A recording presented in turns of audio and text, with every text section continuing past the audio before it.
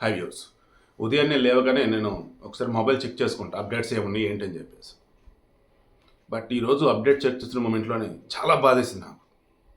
దేవుడా, మరణం వెంటాడతామంటే ఇదేనా అనిపించింది నాకు. 4 ఛానల్స్ ఉన్నాయి, అందులో వచ్చేసి గరుడ పురాణం బై ఎస్పీ ఒక ఛానల్ ఉంటుంది. అంటే నేను ఏవైతే వీడియో ఫార్మాట్లో డైలీ ఒకటి ఇస్తానో, గతంలో భగవద్గీత ఇచ్చున్నాను, ఆ తర్వాత ఈ గరుడ పురాణం ఇస్తూ ఉన్నాను. ఈ గరుడ ప్రణానికి సంబంధించి ఆల్రెడీ 667 ఎపిసోడ్లు అయిపోయాయి. అందులో చెప్తారనమాట, మరణం వచ్చే ముందు నీకు ఏవేవి ఎలా కనిపిస్తుంటే, ఏవి అసలు ఎలా జరుగుతుంటే ఏంటి. వన్స్ లాస్ట్ నందు మరణించిన తర్వాత నేను చెక్ చేసుకుంటే నిజంగా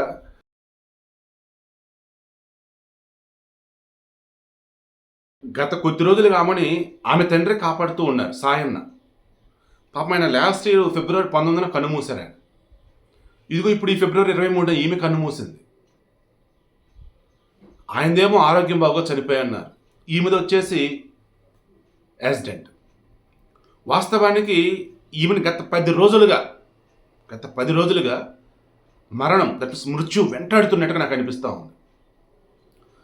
ఫిబ్రవరి 13 నల్గొండ సభ జరిగింది కదా, బీఆర్ఎస్ వాళ్ళది, ఏది నాగార్జున సాగర్ నది పంపకాలకు సంబంధించి, నీటి పంపకాలకు సంబంధించి.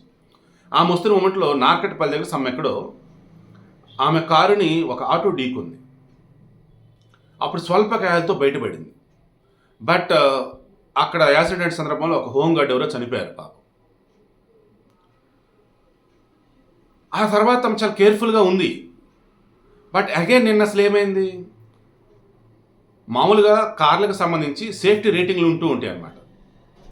అది ఏదైనా ఒక ఆబ్జెక్ట్ని ఢీకొంది అన్నప్పుడు లోపల కూర్చున్న వారికి ప్రమాదం నుంచి బయటపడటానికి స్కోప్ ఎంత, లోపల గాయాలు కాకుండా ఉండే స్కోప్ ఎంత ఏంటని చెప్పేసి ఈ సేఫ్టీ రేటింగ్లో ఈ మారుతి సుజుకి ఆమె ప్రయాణించింది XL 70 సమేదో అంటున్నారు, ఎస్యూవీ వెహికలే మారుతి సుజుకిది. మామూలుగా ఈ కార్లకు సంబంధించి చూసుకుంటూ ఉన్నప్పుడు సేఫ్టీ రేటింగ్లో టాటా టాప్లో ఉంటుంది. టాటా వాళ్ళ కారు లుక్ రిమైనింగ్ వచ్చేసి మిగతా బాగుంటున్నా, టాటాది మాత్రం లుక్ కొన్ని బాగున్నా కొన్ని బాగోపోయినా సేఫ్టీ రేటింగ్లో అది టాప్ అంతే. ఈ సేఫ్టీ రేటింగ్లో తక్కువ ఉన్నటువంటి మారుతి సుజుకి ఉంటూ ఉంటాయి.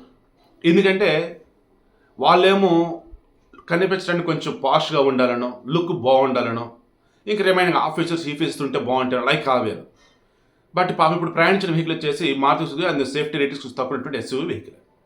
దానికి తోడు ఎర్లీ మార్నింగ్ ఎక్కువ ప్రమాదకరమైన స్కోప్. ఎందుకంటే నిద్ర మత్తులో ఉంటారు డ్రైవర్లు.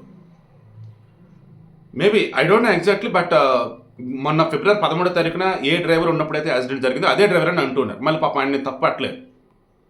బట్ ఆల్రెడీ ఆయన మన ప్రమాదానికి గురై ఉన్నాడు కాబట్టి ఈరోజు ఎర్లీ మార్నింగ్ వెళ్తున్నప్పుడు అతను కాకుండా వేరే డ్రైవర్ని పెట్టినా బాగుండదు కొంతమంది అంటూ ఉన్నారు. కానీ మరణం రాసినట్టు తప్పించుకోలేమంటే ఇదేనేమో. ఈరోజు కాదు రేపు బట్ ఇమీడియట్గా వస్తూనే ఉంటాయి. Already I think few days back ఈ కంటోన్మెంట్ ఏరియాలోనే ఎక్కడ ఒక హాస్పిటల్ ప్రారంభోత్సవం, ఏదో యూనిట్ ప్రారంభోత్సవం ఆమె ఉన్నారు. లిఫ్ట్లో చిక్కుకుపోయారు ఆమె. ఆ తర్వాత కొంచెం వెళ్ళగల కష్టపడి ఇంకా కరెంట్ అవన్నీ వచ్చేసి మొత్తానికి వెళ్ళగా లిఫ్ట్ నుంచి బయటపడ్డారు. అప్పుడు కూడా కంటోన్మెంట్ ఎమ్మెల్యే సాయన్న కూతురు లాస్ట్ నందుకు తప్పిన పెను ప్రమాదం అన్నట్టు చాలామంది వార్తలు కూడా రాసున్నారు. లిఫ్ట్లో చిక్కోటి నార్మలే కదా, అంటే నార్మల్ అంతా బట్టి కొన్ని వస్తువులు జరుగుతాయి కదా నేను అనుకున్నా. బట్ మన ఎప్పుడైతే ప్రమాదం జరిగిందో పాపం ఇవి కొంచెం ఏదో ఇబ్బందిగా ఉన్నట్టుంది. అంటే ఆమె ఆమె మరణానికి సంబంధించిన కమర్షియల్ వేలోనో వ్యూస్ కోసం పిచ్చి నేను చెప్పదలుచుకోను. కానీ కొన్ని సందర్భాల్లో మన జాతకరీత్యా కావచ్చు, మన చుట్టూ జరిగేటువంటి వాటి రీత్యా కావచ్చు, కొన్ని మనం ముందుగానే ఆ దేవుడు హింట్ ఇస్తూ ఉంటాడు, ఏదో జరగబోతుంది నీకు జాగ్రత్త పడు అన్నట్టు. దేవుడు తెలుసు, కానీ ఆయన చెప్పలేడు. అందుకే ఇటువంటి ఇన్సిడెంట్స్ జరుగుతూ ఉంటాయి అన్నమాట. పాపం మొన్న ఇంకా అది జరిగిందా, ఆ తర్వాత ఇదిగో ఇప్పుడు ఎర్లీ మార్నింగ్ ఆమె ఏదో పని ఉండి, యాక్చువల్లీ అసలు ఎప్పుడు ఎర్లీ మార్నింగ్ ప్రయాణాలు చేయరండి. చూడండి, మరలా ఎర్లీ మార్నింగ్ ఎప్పుడు ప్రయాణాలు చేయనటువంటి మనిషి పాపం ఏదో అర్జెంట్ అవసరం ఉండి మేడ్చల్ నుంచి Patancheru outer ring road like ఆ వేలో వెళ్తున్నారు.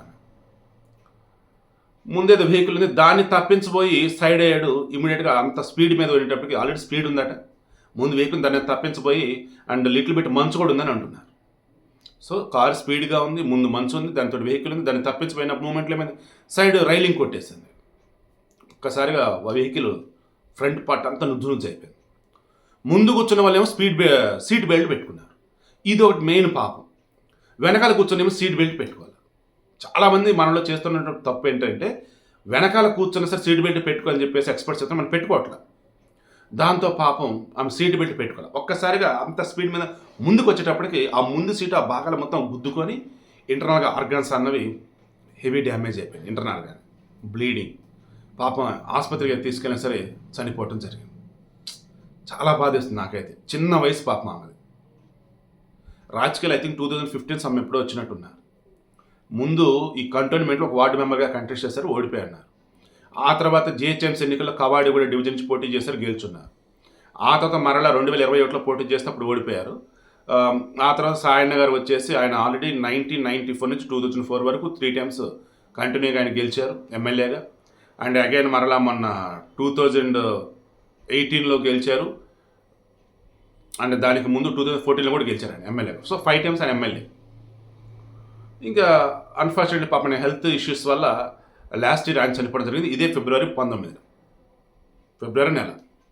ఇప్పుడు వచ్చేసి పాపం లాసన్ నందిత్ గారు వాళ్ళ నాన్నగారు చనిపోయిన తర్వాత మొన్న జరిగినటువంటి ఎన్నికలు ఏం చేస్తారంటే ఈమెకి సీట్ ఇచ్చున్నారు. ఎందుకంటే ఆల్రెడీ రాజకీయాల్లో ఉన్నారు కాబట్టి. ఈమె గెలిచున్నారు కంటోన్మెంట్. ఐ థింక్ 18,000 ఓట్ల మెజారిటీ అంత. ఆ అపోనెంట్ వచ్చేసేసి గద్దర్ గారి కూతురు వెన్నెల గెలిచారు. సో తక్కువ వయసులోనే ఎమ్మెల్యే అయి ఉన్నారు. అండ్ ఆల్రెడీ ప్రజల దగ్గర మంచి పేరుంది. ద బెస్ట్ వే ఆమె సర్వీస్ చేస్తుందని చెప్పి అంతా అనుకున్నారు. మొన్న యాక్సిడెంట్ అయినప్పుడు పాపం చాలామంది బాధపడ్డారు. అందులో అన్ని పార్టీలకు అతీతంగా ఉన్నారు. సీరియస్లీ మంచి పేరు ఉంది వీళ్ళకి. పాపం ఇప్పుడు అకస్మాత్తుగా ఇలా చనిపోయేసరికి కాంగ్రెస్ వాళ్ళు, టీడీపీ వాళ్ళు and present existing BRS party కంటే బీఆర్ఎస్ వాళ్ళు అంతా బాధను వ్యక్తం చేస్తున్నారు. ఎందుకంటే సాయన్న గారు వచ్చేసి టీడీపీ మనిషి గతంలో, ఆ తర్వాత BRS party. And BRS party చాలామంది ఉంటారు టీడీపీ వాళ్ళే. బేసికల్గా సాయన్న గారు టీడీపీ నుంచి ఎదిగున్నారు. ఆ తర్వాత బీఆర్ఎస్ సైడ్ వెళ్ళున్నారు. ఈవెన్ ఇప్పుడు కాంగ్రెస్లో ఉన్న చాలా మందిలో కూడా అండ్ ముఖ్యంగా మన రేవంత్ రెడ్డి గారు తీసుకున్న ఆయన టీడీపీ నుంచి వచ్చిన ఆయన పాపం ఆయన సొంతం చాలా బాధను వ్యక్తం చేస్తున్నారు, దిగ్భ్రాంతి వ్యక్తం చేస్తున్నారు. అండ్ సాయన్న గారితో చాలామంది సన్నిహిత సంబంధాలు. ఎందుకంటే హైదరాబాద్లో ఏ నియోజకవర్గంలో ఎమ్మెల్యే గెలిచినా వారికి ఖచ్చితంగా అన్ని పార్టీల సత్సంబంధాలు ఉంటూ ఉంటాయి. సో అలా ఈరోజు అన్ని పార్టీల వాళ్ళు బాధను వ్యక్తం చేస్తున్నారు. జస్ట్ నేను 1 week బ్యాకే కలిసినయ్యామని చెప్పేసి పాపం కేటీఆర్ బాధను వ్యక్తం చేస్తూ ఉన్నాడు. హరీష్ రావు గారు, కేసీఆర్ గారు అందరండి చిన్న వయసులో చనిపోవడం ఎంత బాధాకరం అండి. దట్టు 10 రోజుల క్రితమే ఒక యాక్సిడెంట్ నుంచి తప్పించుకున్నారు, మరలు ఇప్పుడు అదే యాక్సిడెంట్లో చనిపోయారంటే ఎంత బాధేసిందండి. మార్నింగ్ అదే న్యూస్ చూడగా నాకు భలే బాధేసింది. మనసు చివుక్కుమంది అసలు. ఏంటి దేవుడా ఇంత దారుణమా అని. అరే గత సంవత్సరం ఫిబ్రవరి 19 వచ్చేసి తండ్రి చనిపోవటం ఏంటి, ఈ ఫిబ్రవరి 23 వచ్చేసి కూతురు చనిపోవటం ఏంటి, ఇంత ధైర్యం లేకుండా ఉన్నావేంటి అయ్యా బాబా. సో దయచేసి ఫ్రెండ్స్ కారులో ప్రయాణించేటప్పుడు సీట్ బెల్ట్ పెట్టుకోండి. ముందు కూర్చున్నా వెనక కూర్చున్నా. అదే బైక్ మీద కనుక వెళ్తున్నట్టయితే హెల్మెట్ అయితే ఖచ్చితంగా ధరించండి. లాస్ట్ నందిత యొక్క ఆత్మక శాంతి చూడండి మనస్ఫూర్తి కోరుకుంటూ ఉన్నాను.